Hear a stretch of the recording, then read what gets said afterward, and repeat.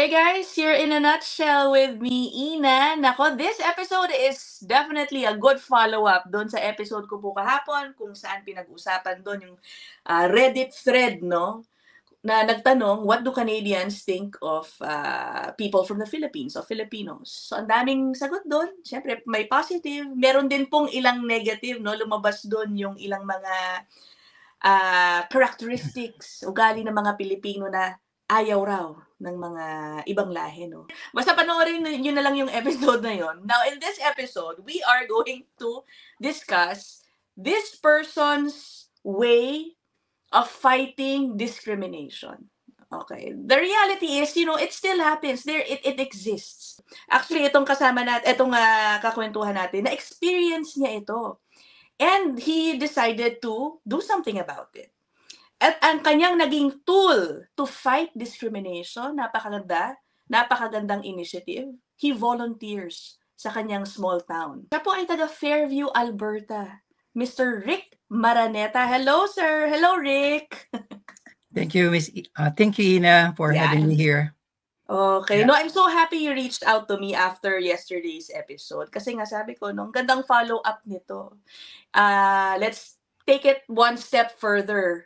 Pagkatapos natin marinig, malaman yung mga opinion ng iba tungkol sa mga Pilipino, syempre may good and bad. Anong gagawin natin to address the not so nice things na perception, kumbaga, sa Filipino community? And you do this by volunteering. Naku, small town, 3,500 lang ang tao dyan. Tell us a little bit more about Fairview, Alberta muna. It's the first time I've met somebody. So Fairview, Alberta, we are in the northwest of Edmonton. So 5-hour drive north to Edmonton. So siguro 1.5 hour kami from Grand Prairie, ito yung pinaka-nearest city sa amin. So doon kami nag-shop sa Costco, sa mga ganun. So Fairview is a small town, but it's a very rich town kasi ang kanilang industry nila dito is oil and gas, and marami silang mga agriculture farming dito. So mayayaman yung mga farmers, mayayaman yung mga tao dito kasi nga imagine meron kang 5 bangko sa small town. Tapos may mga financial distribution centers dito. So malaki kaming hospital, and there is a college dito, yung Grand Prairie Polytechnic College. So talagang busy yung town. Kumpleto naman kami, hindi naman kami, meron kaming Tim Hortons, meron kami mga Subway, mga ganyan, meron kami A&W. Marami kami. So marami ding mga Pilipino rito. Actually, mostly they're working at the hospital here. So doon mo makikita na talagang masisipag yung mga Pilipino because the Canadians really like them, especially sa caregiving. So yeah, so I came here 2007. So as a hotel worker, so that time talagang grabe ang ng gas, oil and gas, booming talaga ang economy ng Alberta. Booming pa naman talaga. So they really need hotel workers. So isa ako sa mga pinalad na makapunta rito. Kasi nag-work ako before sa hotel din. Okay. And since then, hindi na kayo umalis, no? Talagang nanatili na kayo dyan. Parang years. Grabe, 18 years na. Parang na-addict ako sa isang small town ba. Kasi I was grown up to Manila, sa Pasig. Tapos nagtrabaho ko sa Makati, sa Malate. Alam mo yung trabaho doon, yung commuting time mo doon, halos 5 oras isang araw, di ba? Dito, nagtatrabaho, from my home place to my workplace is 5 minutes. 5 minuto. So, and even though I have a brother in Calgary, sabi niya, mag-move ka rito, maraming opportunity, but I still stayed here in Fairview kasi sabi ko nga, mas maganda rito, una-una. Mas mababa ang cost of living. Saka I also do a lot of things na yung nagtatribe ako talaga. Especially sa volunteering.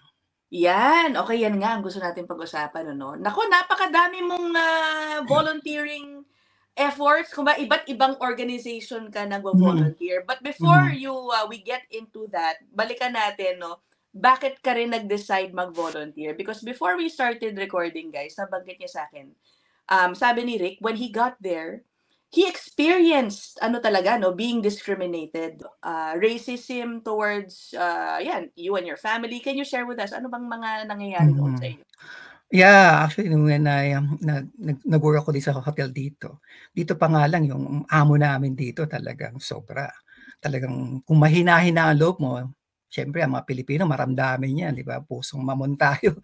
So, pag sobra siyang sakit magsalita, pag hindi mo alam yung isang beses lang siya mag-utos, pero pag hindi mo siya agad na-get, wow, ang sakit niya magsalita, talagang mararamdaman mo na parang bobo ka ba sa paningin niya. But then, and then, also when kasi nag-work ako dito as a server, makikita mo yung, kasi 2007, siyempre, bago-bago kami yung parang unang mga Pilipino noon na nagpunta rito, and rural Alberta to, nasa north, so mataas talaga yung discrimination, racism, parang nakakita sila ng mga alien pag nakakita sila ng mga Pilipino. Kasi nga, pag na-approach sila sa table nila, syempre nasanay sila sa ang server nila, mga puti. So makikita nila Pilipino, tas lalaki pa, sabi ko gano'n. Sabi niya, hello guys, how are you today? What can I get you? Pag ganun ko pa lang, ang tingin nila sa akin, talaga nakakita sila ng alien. Sino to? But did they, dumating ba sa point na parang they don't want to be served by you? May ganun ba? Minsan namimili sila, and then, kailangan pakita mo na world class ang work ethic mo eh. Kasi nag-work ako dati sa hotel sa Pilipinas, sa Hotel Nico, sa Dusit Hotel pa, TGI Fridays. Talagang mga yun ang experience ko. Nag-Kuwait pa ako. So when na alam ko yung trabaho ko, na I really give them my best service, na nababago yung kanilang nasabi na, wow, nadi-differentiate yung work ethic ng puti sa Pilipino, na maganda. In the long run, makikita nila na magiging kaibigan mo sila. And the best part, they're very generous. Meron pa akong isang naging kaibigan dito, isang customer ko. He even bought me a plane ticket back home in the Philippines. Why? Meron siya, kasi nalaman niya to, halos 3 years na akong hindi umuwi kasi hinihintay ko yung paperwork ko na ma-approvean. Tapos meron siyang travel agency. Sabi niya, Rick, me and my wife decided na we give you a gift. Kasi nga, galing, you are a very good server, talagang araw-araw, we will see your smile, ganyan. So, ayun, binilan na ako ng ticket from Edmonton Airport back to Manila, back and forth. I see. Okay. Nice. Pero yung gusto ko lang puntuhin, yung sinasabi niyo pong feeling niyo na dinidiscriminate kayo dati. What made you think or feel na it was because iba ang kulay mo and not because of, na dahil sa kulay mo yung pagtrato nila sila? Nakarinig ka ba ng mga hindi magagandang salita? Ganun. May narinig pa nga ako na ang bansag nila sa atin is ping-pong. Kasi daw yung ilong daw natin parang merong bilog dito. Mga ganon. Oo, so, ping-pong, sabi niya ganon. So, yun? Sabi kong ganon. So, sabi nga na mga Pilipino daw, they have a very flat nose nga. So, yun. Tapos, then, meron pang time na, kasi meron din akong cleaning business. So, meron akong 5 bangko na hawak na nililinis ko. So, yung time pala na yun, nag-take over ako doon sa isang bangko, merong puti doon na nawalan siya ng contract. So, yung pagpapasok pa lang namin sa isang ATM machine doon, merong mga puti, siguro 3 sila. So, they are calling us na, oy, hey, you, go home. Sabi niya sa amin talagang ganun, nung misis ko. Go back home, sabi na sa amin talagang sinasabi sa amin na medyo pangit yung salita nila, but we just take it, we ignore it. So yun, then at that time pa lang meron ng sentimiento na parang siguro pakiramdam nila inagawa mo sila ng trabaho kasi nga yes, ganun nga. And then meron ako inattend na isang training, sabi sa akin ng isang instructor doon, so how Fairview treating you, sabi niya ganun. Well, sabi ko, okay naman. Sabi ko, wala naman, there are some things na naririnig ako, but I just ignore it. Yeah, sabi niya, mataas masyado ang racism sa discrimination pag nasa north ka at small town. Yeah. So, which is na-realize ko na talagang kailangan mong, you have to step up para to defeat that perception sa... Correct. I think, as immigrants, we have to take it upon ourselves to adjust and try to show them the kind of good people that we are, 'di ba? Now, let us show some photos ng iyong volunteering efforts. Mhm. So ito, nako, si Rick pala kahit hindi naman talaga siya basketball enthusiast back home. Siya ay naging naging assistant coach kaya volunteer Oh, sa head coach po.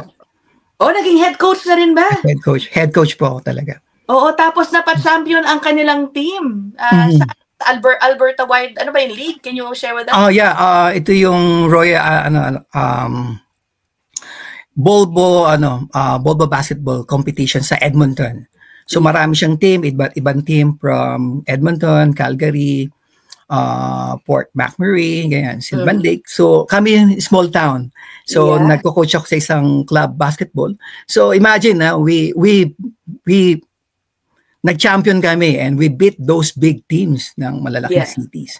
Alright. And yan naging zone champion din kami sa sa area namin. So maraming ring mga town diyan na may mga school na nagpadala ng mga players ng mga team nila. So kami yung overall champion. Yan. Ito naman, ano to? Yan yung halos 6 years ko na siyang ginagawa with my boys, ito yung mga anak ko. So nag-highway cleanup kami every May, summer. Kasi yung church na inaatinan namin, puro matatanda na, alam mo ng mga small town, senior na. So we really try to help them na mag-help din kami sa pag-help na pag-clean ng highway. All right. And then meron pa guys, of course. Yan. Ayan, naging active din ako sa fire department. So marami akong experience diyan dahil una-una yung mga training, tapos meron kaming isang operation na talagang sobrang grabe yung aksidente. So since maliit ako yung pumasok doon to extract the victim out of the car. Kasi akala ko nagka-sign lang ako ng slow and stop doon sa highway, but I was the one who helped the victims out of the car. Tapos may mga grass fire din kaming napuntahan. Sabi ko nga minsan, napaisip ako, ano ba ginagawa ko dito? Sobrang hirap, talagang sobrang init, sobrang putik, talagang But I really did it to give back to the community kasi makikita nila na very generous yung Fairview. So kasi ang mga Pilipino, hindi naman lahat, kasi parang tayo okay, masipag tayo, pero sometimes out of our business, sa mga oras natin, wala natin tayong time to give back to the community. Kaya ang nangyayari, ang mga Canadian, ang mga puti, hindi na tayo masyado na-recognize. Nakikita lang tayo parang inaagawan na sila ng trabaho. Pero once you involve yourself, di ba? Makikita nila na, wow, ito nga, he is very active in the community. Naglilinis siya ng highway. He is involved in the fire department. Nakikita nila ako. Minsan sa parade, nagdadrive ako ng malaking truck doon sa Fairview Parade during Christmas. So then, sa coaching, minsan magugulat ka, yung principal, meron dito yung matataas na tao, yung mga manager ng bangko, yung mga doktor, yung pala kino-coach ko yung mga apo nila. And they're calling me coach. Hey coach, how are you today? And minsan na-surprise ako, nasa gas station ako, minsan may lumapit sa akin, sabi, hey coach, how are you today? So nakita ko, malaking mama, sabi niya, ako yung dati mong player. Wow! Yes. Hindi mo na naalala, no? Hindi na, sabi niya, in the army now, I'm serving in the army. Sabi ko, talaga nagulat ako and he still recognized me as a coach. So, yung respect ba, sa kanyang tingin nila sa'yo na you're not just here as a foreign worker, para ganito, pero you are here as a parang that they are respecting you because of the accomplishment, yung volunteering, dahil you are giving back something to them. Yeah. Alam nyo guys, when Rick emailed me about this in volunteering to fight discrimination, I did a little research. And totoo, there are organizations of promoting na, you volunteer because it does. Kumbaga may studies really explaining how volunteering helps fight racism. In a way, you get to interact nga kasi obviously with other people who might not know much about your culture. Now they get to know it because of you. And ayun, makikilala ka as a person. And so it helps in promoting inclusivity in the community. Yeah, sobrang saya at satisfaction. Unang-una, pag naglalakad ka diyan sa Main Street, talagang halos lahat ng makakasalubong mo, binabati ka, nakipagkwentuhan ka, ganyan. Mga puti talaga. Oo. Talagang, and then they will always excited na tatanungin nila kung kailan ulit yung basketball season nyo, o Oo. kailan yung events sa Fire. Tapos, yun, tatanungin nila kung kung kailan ulit ako mag-volunteer as yung sa bike ride ko to help kids fight cancer kasi they will also donate Oh, their money. ito pala, tell us Mm. about this. Meron din siyang ganito pala, Biking for Mm. Cancer. Oh. Yeah, so it's my 4 years na, fourth year na ako nag-involve dyan. So I'm riding, in 1 month, kailangan mag-come up ako ng 500 kilometers of riding log. And then also I have to come up with $500 to donate to the foundation to fight kids cancer. So yeah, some of my friends, particularly mga puti talaga, they are really excited about it and they will really willing to donate. Okay. Oh, how about other Filipinos? Dahil sa ginagawa mo, naengganyo mo ba yung ilang mga kababayan natin dyan to do the same? Yeah. So, talagang makakahawa ka talaga. And when they see na marami na akong na-recruit as a firefighter volunteer, tapos may mga nag-ask na rin sa akin if they want to become as my assistant coach, which is may mga laban din ako na nakasama ko rin yung mga Pilipino na they are really helping me. And then, una-una, dito sa business na to, marami ka ring na-attract din. As a volunteer pala, sorry. Marami kasi nakilala ka eh. Parang you made a name. And then nakatulong ito to my network kasi nga nasa financial business, distribution business ako. Kasi marami akong natulungan eh. Actually, may mga kasi ang mentality nating mga Pilipino, dala natin from the Philippines. Kasi dito sa Canada, iba yung financial system natin sa Pilipinas. Dito, it's more on credit, di ba? More on sa pautahan ka ng bangko, ng sasakyan, ng bahay, ganyan. So, doon na nabubuhay ang economy rito. So, ang mga Pilipino, pagdating dito, para silang na-empowered. Isipin mo, meron silang 20,000 line of credit, meron silang mortgage, meron silang kotse, pero hindi nila naisip, puro utang yun. Hindi pa sa kanila yun. And, yun ang sinasabi ko sa kanila, na kailangan nila ng insurance. Kasi, what if something happened to you? Hindi naman, knock on the wood.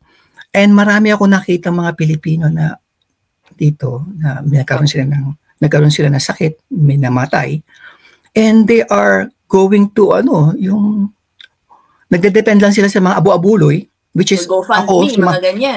GoFundMe, yun. Actually, ako yung mga nagbabahay-bahay noon kasi meron sa tayong kababayan dito na wala silang insurance.